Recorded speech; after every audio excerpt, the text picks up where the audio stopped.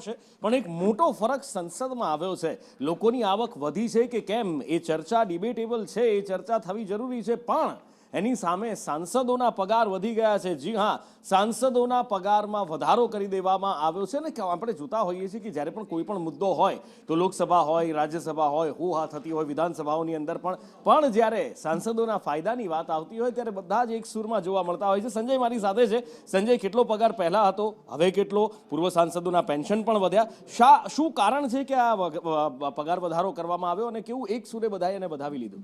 ચોક્કસથી જે પ્રમાણે સરકાર એક તરફથી એવું કહે છે કે મોંઘવારી નથી વધી રહી અને એના આંકડાઓ પણ દર 3 મહિને રજૂ કરવામાં આવે છે. દર વખતે એવું બતાવવામાં આવે છે કે મોંઘવારી ઘટી રહી છે, પરંતુ આ મોંઘવારી સાંસદોને નડતી હોય એવું દેખાઈ રહ્યું છે, કારણ કે જે પ્રમાણે સામાન્ય રીતે કર્મચારી હોય, સરકારી કર્મચારી હોય, એમને પગાર વધારવા માટે કે એના માટે લડતો લડવી પડતી હોય છે, ત્યારબાદ એ પગાર વધારો થતો હોય. પરંતુ સાંસદોના પગારમાં અચાનક જ વધારો થયો, કોઈ નહીં માહોલ કશું જ નહીં, કોઈ ડિમાન્ડ વિમાન્ડ કશું જ નહીં, પરંતુ સીધો જ 25,000 રૂપિયાનો પગાર વધારો થઈ ગયો છે.